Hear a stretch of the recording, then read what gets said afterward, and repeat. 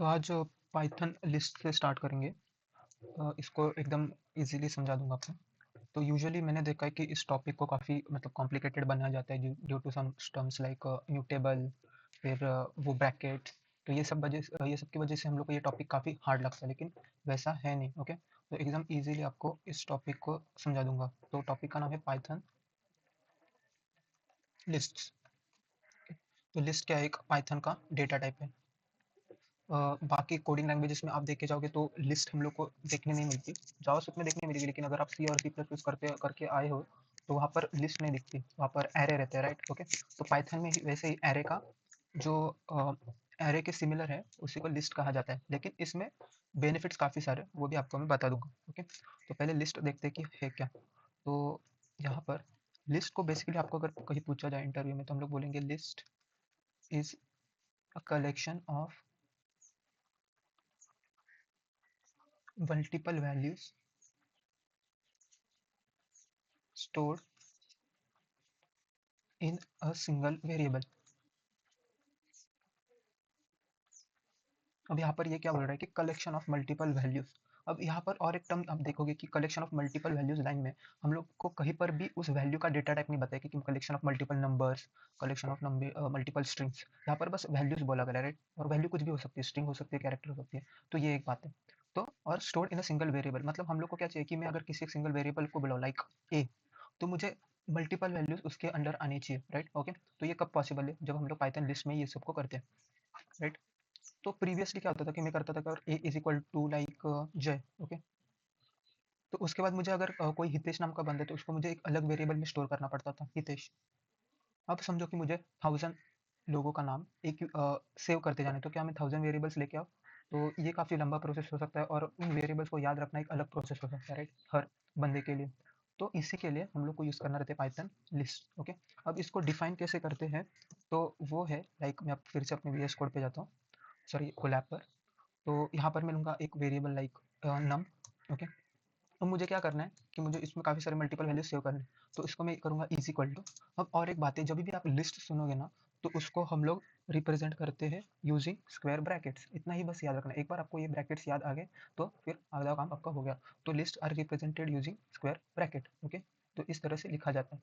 तो आपको हमेशा एक एम्प्टी लिस्ट बनाना चाहिए। ओके, तो पहले हम इसको एक एम्प्टी लिस्ट बनाएंगे। अब जब इसको मैं रन करता हूँ तो कोई एरर नहीं आता, तो इसी को बोला जाता है एम्प्टी लिस्ट। अब एम्प्टी लिस्ट आपको बनाने की जरूरत क्या है? जब भी आप एम्प्टी लिस्ट बनाते हो तो आप एक ओपन स्टोरेज क्रिएट करके रख रहे हो फ्यूचर में आने वाले वैल्यूज के लिए।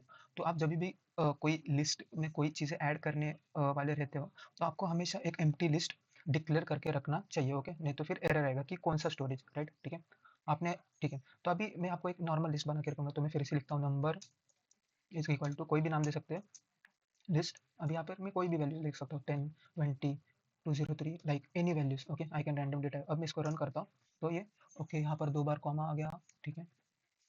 तो ये रन हो गया। अभी ये क्या हो गया? Storing multiple values under a single variable, right? ठीक है, एक ही वेरिएबल और वैल्यूज मल्टीपल है। ठीक है, अब मैं इसको ये लिखता हूँ, कॉल करता हूँ तो नंबर, तो सारे मेरे वैल्यूबल्स प्रिंट होके आ गए। ओके, तो यहाँ पर मैंने ये प्रिंट किया था। अब और एक बात है, मैंने डेटा टाइप के बारे में बताया था कि क्या हम लोग यहाँ पर मल्टीपल डेटा टाइप्स के वैल्यू स्टोर कर सकते हैं? तो ऑफकोर्स कर सकते हैं। लाइक मैं यहाँ पर लिखूंगा स्टूडेंट, तो मुझे यहाँ पर स्टोर करना है स्टूडेंट का नेम, तो मैं लिखूंगा आयुष। ओके, इसके बाद मुझे स्टोर करना है उसका एज, तो 22 एज। उसके बाद में मुझे स्टोर करना है उसका मोबाइल नंबर, तो मोबाइल नंबर रहेगा 9876543212। ओके, उसके बाद में मुझे उसके कोई लोकेशन स्टोर करना है लाइक मुंबई। ओके, फिर उसके कोई सब्जेक्ट्स के नाम लाइक इंग्लिश, या फिर डिग्री का नाम लाइक एम टेक। ओके, तो ये चीज़ें मैं एक लिस्ट के अंदर कर रहा हूँ। तो यहाँ पर क्या है कि यहाँ पर मल्टीपल डेटा टाइप्स के चीज़ें, अब यहाँ पर मैं बूलियन डेटा टाइप का भी लिख सकता हूँ लाइक ट्रू।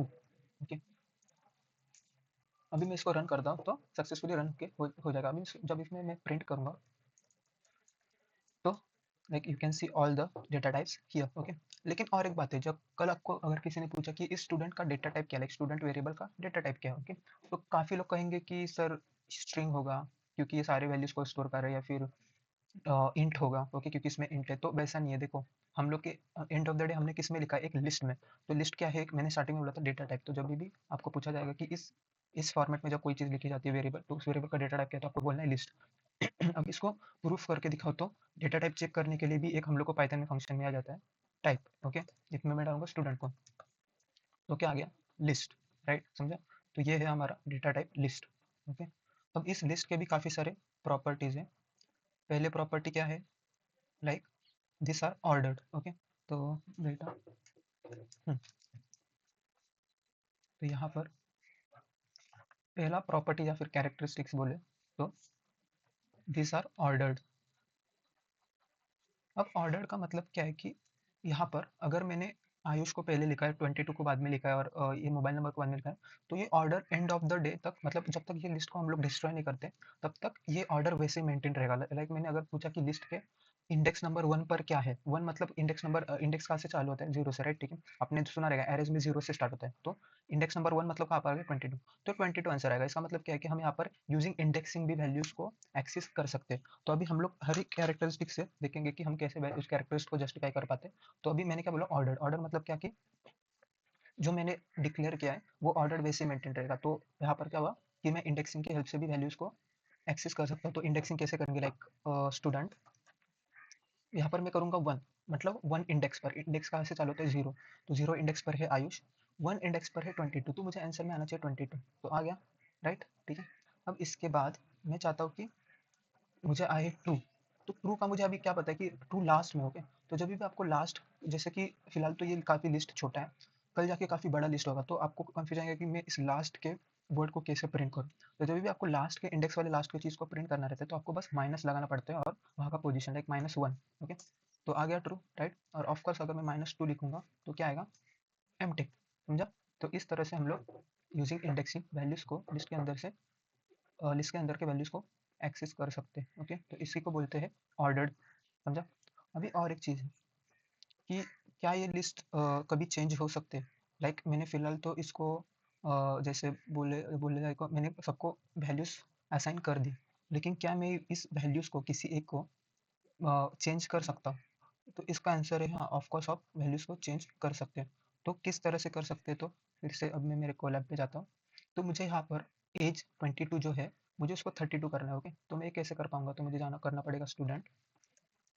अब जो एज 22 है उसका इंडेक्स नंबर क्या है, तो इंडेक्स नंबर है 1, तो मुझे उसको करना है 32, तो इज इक्वल टू मैं करूँगा 32, बस इतना ही आपको करना है और आपका जो ये पूरा लिस्ट है वो एज में चेंज, ये जो एज है वो चेंज हो जाएगा लिस्ट का। तो अगर मैं इसको रन करता हूँ, यहाँ पर फिर से मैं जब लिस्ट को कॉल करूँगा, प्रिंट करूँगा, तो आपको दिखा जाएगा कि इसका एज 32 हो चुका है, राइट। इसका मतलब क्या है कि हम लोग इस लिस्ट को मॉडिफाई कर सकते हैं। तो जब भी ऐसी चीज़ आती है कि कोई लिस्ट या कोई डेटा टाइप हम जब मॉडिफाई कर सकते हैं, तो उसका कैरेक्टरिस्टिक्स आपको लिखना पड़ता है कि they are mutable, mutable, okay. तो ये चीज़ इंटरव्यू में तो काफ़ी बार पूछी जाती है कि म्यूटेबल क्या है, इम्यूटेबल क्या है। तो यहाँ पर दे आर म्यूटेबल, म्यूटेबल मतलब क्या है कि can be changed, okay, can be changed during run time, okay. तो ऐसे ही स्ट्रिंग्स को भी हम लोग चेंज कर सकते हैं। तो यूजुअली म्यूटेबल इम्यूटेबल बस लोग टपल लिस्ट ये सब के बारे में पढ़ के जाते हैं, लेकिन इंटीजर और स्ट्रिंग के बारे में पढ़ के नहीं जाते। लेकिन हम लोग को उन दोनों का भी करना चाहिए, लाइक इंटीजर क्या है, म्यूटेबल है, इम्यूटेबल, स्ट्रिंग क्या है, तो स्ट्रिंग क्या हुआ, स्ट्रिंग भी म्यूटेबल ही हुआ, ओके। तो यहाँ पर तो कैरेक्टरिस्टिक्स हमने यहाँ पर इजीली पढ़ ली, ओके। अभी और एक चीज़ है कि क्या मैं इसमें एडिशनल चीज़ें ऐड कर सकता हूँ कि लाइक ट्रू के बाद भी मुझे अब चीज़ें ऐड करनी है, या कोई चीज़ मुझे लिस्ट को बड़ा करना है, ओके। तो मैं कैसे कर सकता हूँ, तो उसके लिए आपको यूज़ करना पड़ता है अपेंड फंक्शन। तो मैं अगर करूँगा स्टूडेंट डॉट अपेंड, और इसके अपेंड के अंदर मैं लिखता हूँ अगर लाइक उसका एम टेक टू, तो उसका स्टेटस लिखता हूँ लाइक पास या फेल, तो मैं यहाँ पर लिखूँगा पास, ओके। अब मैं रन करता हूँ, फिर से जब मैं स्टूडेंट को कॉल करूँगा तो मुझे यहाँ पर मिलेगा पास, ओके। तो अपेंड फंक्शन क्या करता है, नोट करने की जरूरत है कि अपेंड फंक्शन हमेशा लिस्ट के एंड में, लिस्ट के एंड में चीज़ों को ऐड करता है, ओके, कि नया वैल्यू ऐड करता है। तो ये एक नया पॉइंट टू बी नोटेड है। तो थोड़ा एरर था, चलिए। तो हम लोग को क्या पता चला कि अपेंड फंक्शन हमेशा लिस्ट के एंड में कोई भी चीज़ को ऐड करता है, ओके। तो लेकिन मेरा एक कंसर्न है कि मुझे यहाँ पर एक साथ मल्टीपल चीज़ें ऐड करनी है, राइट। मैंने यहाँ पर अपेंड स्टूडेंट डॉट अपेंड में पास लाइक मुझे और चीज़ें ऐड करनी है, लाइक उसके हॉबीज, प्लेइंग, ओके। फिर और एक हॉबी है लाइक क्रिकेट, और एक हॉबी हॉबी है लाइक बास्केटबॉल। तो क्या मैं इस अपेंड फंक्शन से मल्टीपल चीज़ों को ऐड कर सकता हूँ क्या? तो इसका आंसर है नो। क्यों? क्योंकि अपेंड हमेशा एक ही आर्ग्यूमेंट अपने इनपुट में लेता है। एक आर्ग्यूमेंट मतलब क्या कि आप यहाँ पर बस एक ही चीज़ों को ऐड कर सकते हो। ओके, तो अगर मैं फिर से प्लेइंग को ऐड करता हूँ तो ये ऐड हो जाएगा, लेकिन देखो यहाँ पर प्लेइंग भी आ गया, राइट? ठीक है, तो इस तरह से अपेंड फंक्शन बस एक ही चीज़ को ऐड करते हैं। लेकिन अभी फिर से डाउट आ गया, राइट, कि मल्टीपल चीज़ों को कैसे ऐड करें?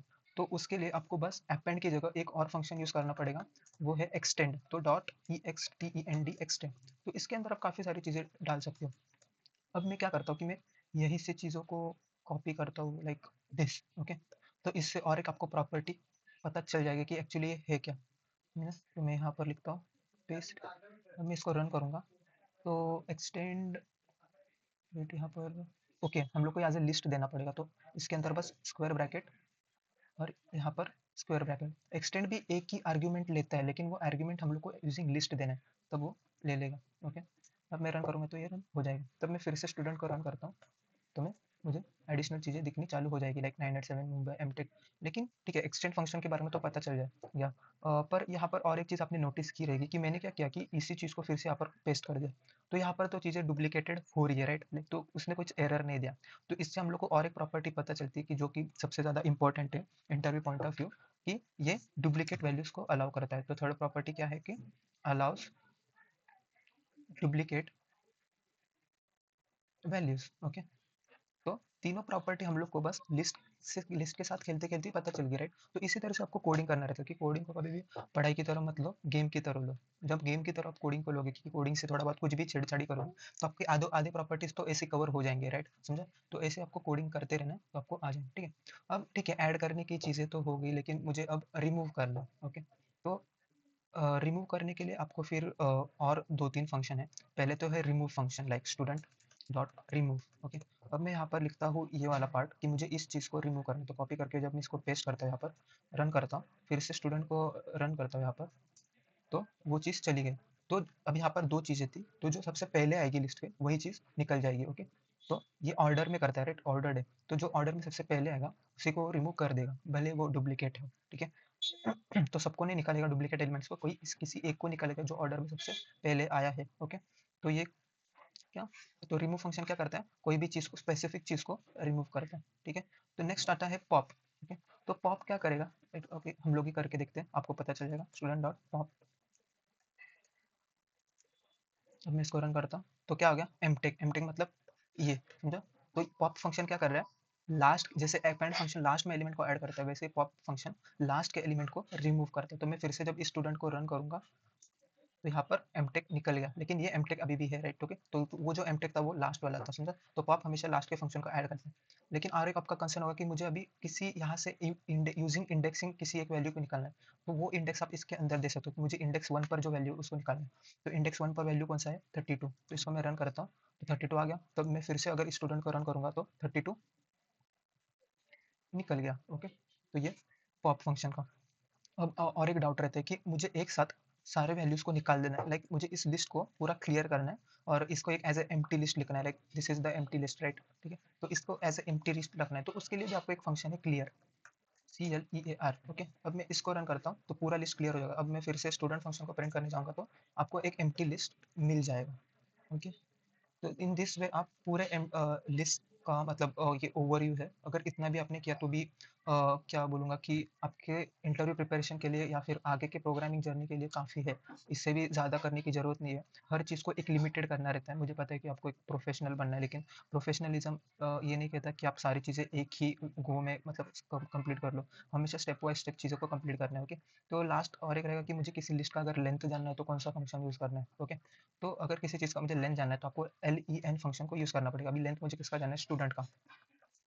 तो कितना आया, 6, राइट? मैंने पहले क्या किया था, इसको रन किया था ना, तो 1 2 3 4 5 6, तो 6 वैल्यूज है टोटल इस स्टूडेंट में, राइट? ठीक है, तो इस तरह से हम लोग लिस्ट को क्या कर सकते हैं, लिस्ट का लेंथ फाइंड कर सकते हैं। अभी ये लेंथ कहाँ पर काम आएगा, तो फॉर लूप में काम आएगा। फॉर लूप में हम क्या करते हैं कि हम लोग एक स्टार्ट देते हैं और एंड देते हैं। अगर हम लोग को एंड पता नहीं तो तब क्या करेंगे, लिस्ट में मतलब चीज़ें ऐड होती रहेंगी ना, तो लिस्ट का मुझे लेंथ ही नहीं पता तो क्या कर सकते हैं, तो हम लोग क्या लिख सकते हैं, लेंथ ऑफ स्टूडेंट। ओके, तो ऑटोमेटिकली जो भी लेंथ रहेगा वो डिटेक्ट करके फॉर लूप उतना टाइम्स रन कराएगा। ओके, तो ये चीज़ लाइक आपको अगर मैं करके दिखा तो for I in range 1 comma length of अब यहाँ पर मुझे 6 लिखना था एक्चुअली। 6 क्यों? क्योंकि लूप जो लेंथ है स्टूडेंट का वो 6 है, लेकिन मुझे पता नहीं, समझो कि कल और किसी ने अपेंड किया तो लेंथ ऑफ स्टूडेंट। ओके, इसके बाद मैं करूँगा प्रिंट आई, तो 1 2 3 4 5 आ गया, राइट, ठीक है। तो इस वे में हम लोग स्टूडेंट्स का या फिर फॉर लूप में लेंथ ऑफ फंक्शन का यूज़ कर सकते हैं, ठीक है। अब यहाँ पर बात आती है लाइक सॉर्टिंग की, कि मुझे इस लिस्ट को सॉर्ट करना है। कौन से लिस्ट को? लाइक एक काम करता हूँ, नया लिस्ट लेता हूँ तभी अच्छे से समझेगा। Like 1 2 3 4 5 6, okay. अब मुझे इसको सॉर्ट करना है डिसेंडिंग ऑर्डर में, तो उसके लिए फंक्शन है नंबर डॉट सॉर्ट और reverse is equal to true, okay. तो ये क्या करेगा, नंबर को सॉर्ट कर दिया, देखा, तो अपना नंबर पूरा तरीके से सॉर्टिंग हो गया। अब मुझे इसको अगर असेंडिंग ऑर्डर में करना है तो क्या करना पड़ेगा, तो आपको बस नंबर डॉट सॉर्ट करना पड़ेगा, और ये देने की जरूरत नहीं। ये क्यों देते हैं हम लोग? क्योंकि by default sort ascending order में सॉर्टिंग करते हैं, तो डिसेंडिंग करने के लिए रिवर्स इक्वल टू ट्रू देना पड़ेगा, ओके। तो मैं फिर से अगर नंबर को प्रिंट करता हूँ तो ये असेंडिंग ऑर्डर में सॉर्टिंग हो गया। तो इस वे में मतलब हम लिस्ट के साथ ऑपरेशंस कर सकते हैं। तो दिस इज ऑल। तो अच्छा लगा हो तो लाइक करें, या फिर कोई सजेशन या फिर कोई नेक्स्ट टॉपिक को आपको चाहिए मेरे से तो कमेंट भी कर सकते हो, ओके। तो आज के लिए इतना ही। ऐसे ही एम एल पाइथन वीडियोज़ के लिए चैनल के साथ बने रहिए। Thank you.